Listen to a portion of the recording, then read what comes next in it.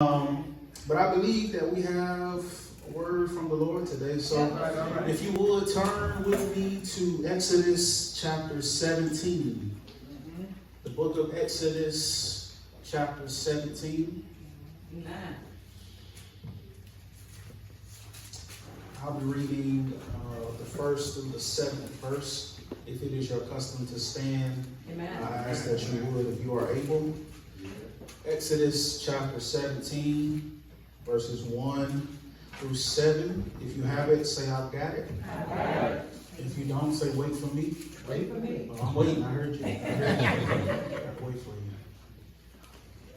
you. Exodus. If you go to the Bible, Genesis, Exodus, the 17th chapter, the first through the 7th verse, and it reads, All the congregation of the people of Israel moved on from the wilderness of Sin by stages, according to the commandment of the Lord, and camped at Rephidim, but there was no water for the people to drink. Therefore the people quarreled with Moses and said, Give us water to drink. And Moses said to them, Why do you quarrel with me? Why do you test the Lord?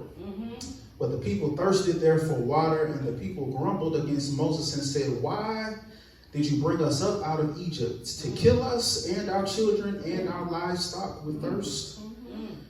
So Moses cried to the Lord, What shall I do with this people? They are almost ready to stone me. And the Lord said to Moses, Pass on before the people, taking with you some of the elders of Israel, and take in your hand the staff with which you struck the Nile, and go. Behold, I will stand before you there on the rock at Horeb, and you shall strike the rock, and water shall come out of it, and the people will drink. And Moses did so in the sight of the elders of Israel. And he called the name of the place Massah and Meribah, because of the quarreling of the people of Israel, and because they tested the Lord by saying, Is the Lord among us or not?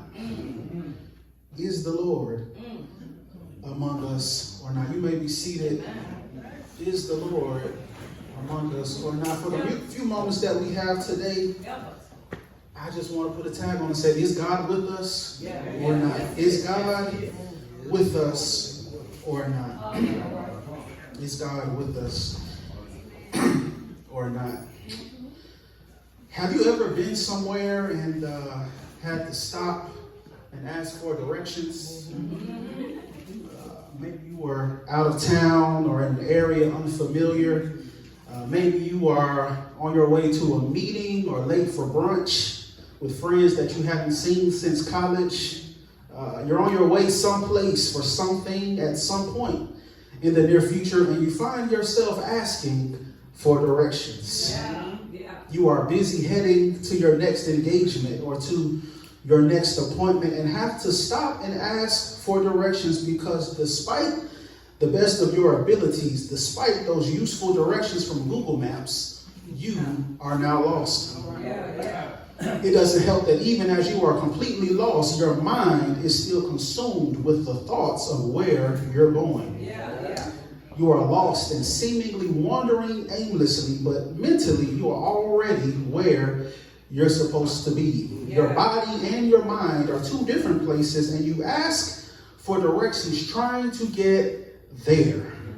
There, if left to our own devices, where we're all trying to be. For some of us, there is the next promotion. There may be finally finishing a degree program. There may be the commitment you should have said no to. There are the plans we've envisioned for our lives.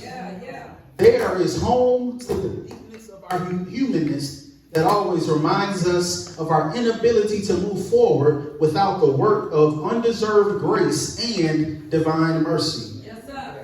I want to suggest that there are the promises and the callings of God on all of our lives. There is the place that God desires for us. There is the place where we meet the unrealized potential of our hopes. It is a place called there where we encounter the intangible, illogical, unknowable of our lives. It is precisely the place where God wants you in order to fulfill the promise God has for your life. That's it. The problem for some of us is that even though God calls us each to a place called there, rarely does God let us in on where there is. And God is almost assuredly not concerned about our time constraints for us getting there. I'm sad to say God isn't concerned about the need to choose the quickest route on Google Maps or iMaps. When God calls you to a place called there, God doesn't give you any prior notice or wait for you to pack your bags. When God calls you to a place called there, God doesn't wait for you to give your 2 weeks notice or get a doctor's note for class. When God calls you to a place called there, God doesn't want to hear a no. When God calls you to a place called there, God doesn't give you any further information. God calls you to a place called there and dares you to lean into your faith and trust God along the way. But what happens when God calls you to on a journey to a place called there, the place where your hopes and dreams reside, and yet it seems that God has abandoned you? What happens when you feel that God has forgotten about you? What happens when God seems untraceable? Is the Lord among us or not?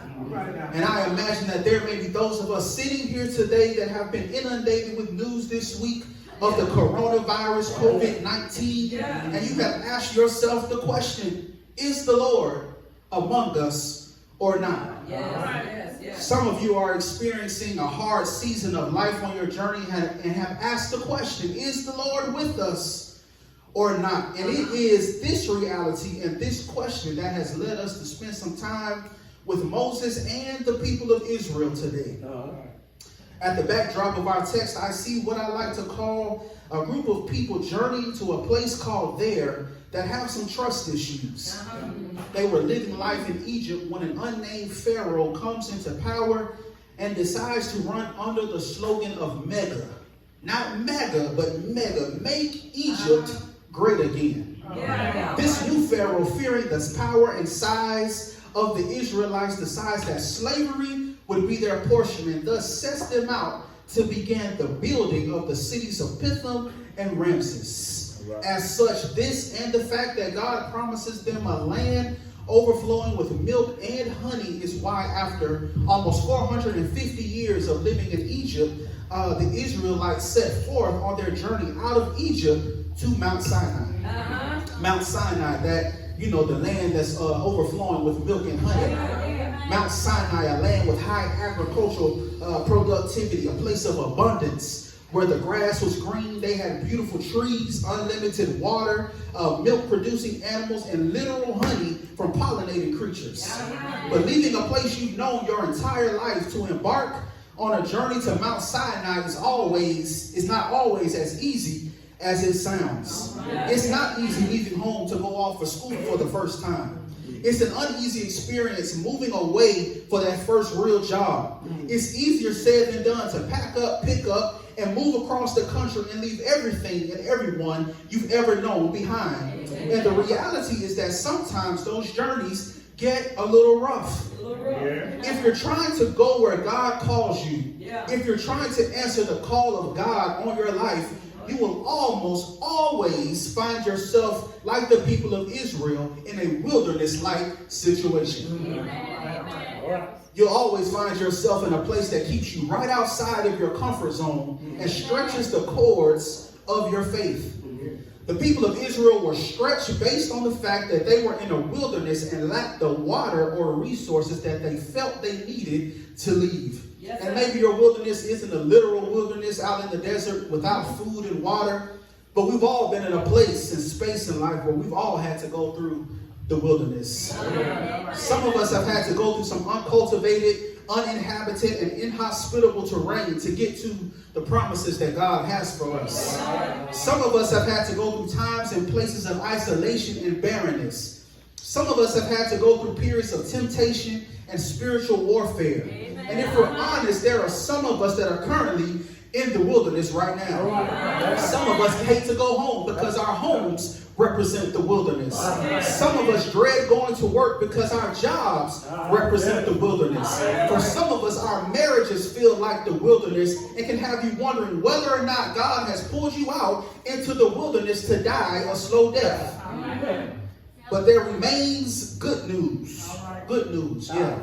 Just like for Moses and the people of Israel, the wilderness is God's favorite place to meet God's people. When God calls you to the wilderness along your journey to a place called there, remember that God will always show up in the wild. God will always show up in a cloud by day. God will show up in a pillar of fire by night. Or God will show up by way of a rock in a desert, because the wilderness is God's favorite place to meet God's people. And this is precisely where we find ourselves in the first 7 verses of Exodus chapter 17. Moses and the people had been wandering along and had come to their resting place at Rephidim. Rephidim, which is translated to mean rest or support, provided a challenge to Moses and the people, because although this place was designed to be a rest stop, this place was the space that created tension because there was no water to drink. And instead of feeling rested and supported, they felt restless and without support. They began to grumble and complain because on one hand, they had legitimate concerns for how they were going to survive. How would they survive? How would their livestock survive? They had been without water 3 chapters prior in Marah. They had been without food at Elm, and only now to be without water again at Rephidim. But they were also at arms because they were struggling with the reality that God had snatched them up out of Egypt and promised them a land overflowing with milk and honey. And yet at every turn they had been met with obstacle after obstacle. And I imagine many of them felt that as they would have been better off had they been left in Egypt. In Egypt we had food, we had water, we had shelter, we had our routines, we had safety and security, we had access to clothes, and if we are honest, there are moments in all of our lives where we have gone to God and said, God, why did you just leave me in Egypt? I was comfortable at my old job. I was comfortable with my old friends. I was fine in my old town and in my old neighborhood. I was comfortable with my last assignment. My old boo wasn't that bad. Sure, we didn't get along, but at least I had someone to go home to. Sure, my church home wasn't that bad, but at least I felt a part of the community. And yet you snatched me up and promised me something over there. But God, all I feel is worse than I did before. God, why did you snatch us up out of Egypt? God, are you with us or not? Their grumbling and complaining was an outward expression of their lack of faith and their lack of trust. And I understand that it's easy to have faith when all is well. It's easy to have faith when you've got a few dollars in the bank. It's easy to have faith when promotion and increase are everywhere. It's easy to have faith when your children are behaving and making good grades. It's easy to have faith when you and your boo are seeing eye to eye. It's easy to have faith when God seems to be doing everything on your schedule and on your time. But when you still have faith when all hell is breaking loose in your body, when you still have faith when you don't have 2 nickels to rub together, when you still have faith when favor seems to be knocking on everyone's door except for yours, when you still have faith when sickness and disease are ravaging your body, when you still have faith when a pandemic begins to disrupt our present realities, when you still have faith when your kids decide they're grown and stop listening to you, when you still have faith when everything gets off schedule, and when you still have faith if I pull you out into the wilderness on the way to you're there and you realize that you have no water to drink, will you still have faith? I recognize that you're more successful today than anyone in your family has ever been, but at some point in your life, you're going to have to show some faith. I recognize that you work out every day, you're in the best and are in the best shape of your life, but at some point, you're going to have to show some faith. I understand that you're blessed and highly favored, that you're too blessed to be stressed and too anointed to be disappointed, but at some point, you're going to have to show some faith. It don't matter how smart you are. It doesn't matter how powerful you are. It doesn't matter how healthy you are. It doesn't matter how much money you have. It doesn't matter who your pastor is. It doesn't matter what church you go to. It doesn't matter how saved you are. It doesn't matter how saved you are. It doesn't matter how saved you are. At some point in all of our lives, on the journey to the promised land, we're going to be faced with adversity. And the only way we're going to make it is by exercising some faith. You got to exercise some faith. You got to exercise some faith. I believe that this text is showing us that on the road to there will inevitably be moments of frustration, stagnation, and a lack of cooperation. And it is in those moments where we have to learn to trust and rely on the God that ordained the journey to there in the first place. We have to learn to trust and rely on the God that ordained the journey to the promised land in the first place. We have to trust and rely on the God that ordained our journey to Mount Sinai in the first place. Even in the face of uncertainty, even in the face of mounting pressure, in the face of adversity, Moses goes to God. Moses understood the reality that it was God that had driven him and the Israelites out into the wilderness, and it was God that was going to provide for them while they were in the wilderness. God, he asked, what shall I do with this people? I've been leading them every step of the way, and now they're doubting my ability to lead them. God, what shall I do with this people? Not only are they doubting me, but they're also doubting you, the same God that freed us from the hands of the Egyptians. God, what shall I do? And many of us have been in this situation when life gets overwhelming, when the burdens get heavy, when the pressure starts to mount. And the only thing we can do is throw our hands up to heaven and say, God, what shall I do?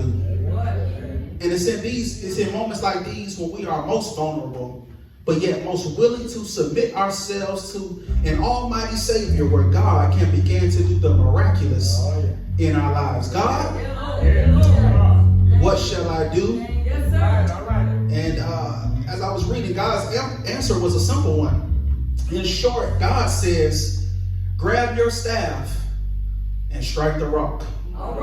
Grab your staff and strike the rock. In my own imagination, if I were Moses, I'd be a bit bewildered by this recommendation, because here I am with a stick, and you want me to hit the rock, which is estimated to be about 5 stories tall. First of all, that doesn't seem like a fair fight. And secondly, water doesn't come from rocks. And I imagine that it's at this point that God had to begin to bring some things back to Moses' remembrance. That staff with which you're holding is a miracle working staff.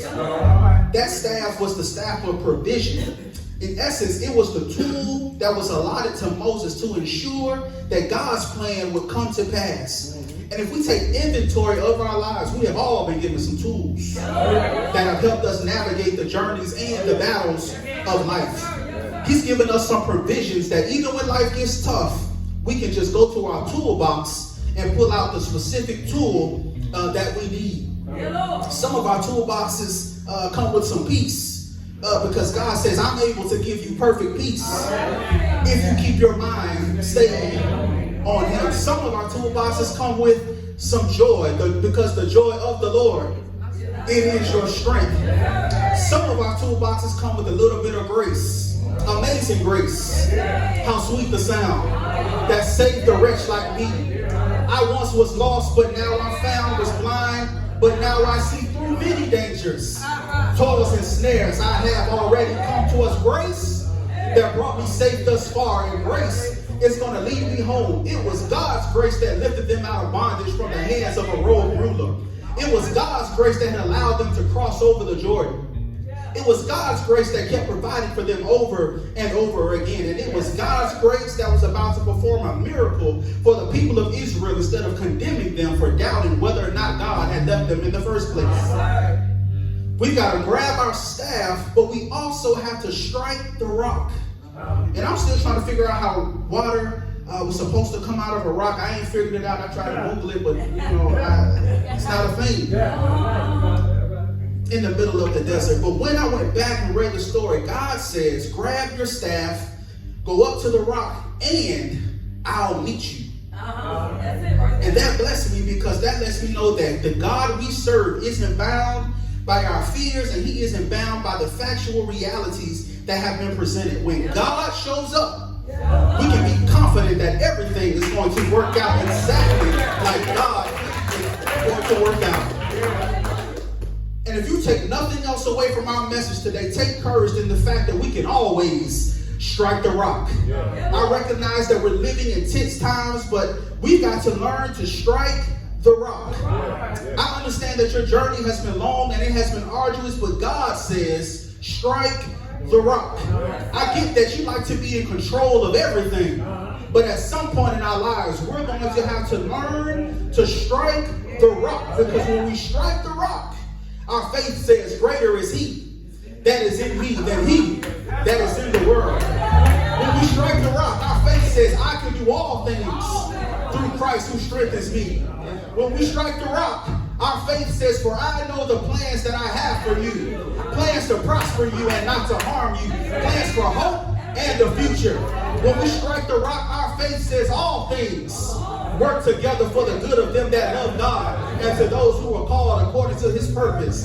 When we strike the rock, our faith says, and my God shall supply all of your needs according to his riches and glory by Christ Jesus. When we strike the rock, our faith can say, I was young, but now I'm old, but I never see the righteous forsaken, nor his seed beg for bread. When we strike the rock, our faith can say, now unto him who is able to do exceedingly abundantly above all that we can ask or think, according to the power that works within us. When we strike the rock, miracles are manifested, bodies are healed, relationships are melded back together, cures for deadly diseases are found. And when we strike the rock, enough water to take care of over 600,000 adults and children and animals will be made available for everyone to drink. Put your hand over your heart and yell up to heaven and say, God, I'm going to strike the rock. I'm going to strike the rock. Yeah, we got to strike the rock. We have a rock. His name is Jesus. Yes, sir. We have a rock. His name is Jesus. I'm not sure, and I'm done, and I'm not sure what promises you're waiting on. I don't know the secrets of your whispered prayers or the silent groans of your longing heart, but I just wanted to encourage you that along your journey to there, along your journey to your promised land, God is always present. God is always present. It is there where God restores the promises you've allowed yourself to give up on. It is there where God will revive the dreams that you have permitted to die. It is there where God calls you to where God makes all things new. God is with us at all times. And we have to learn to lean into faith, to trust the God who's going to be with us even in the wilderness. Can we celebrate? We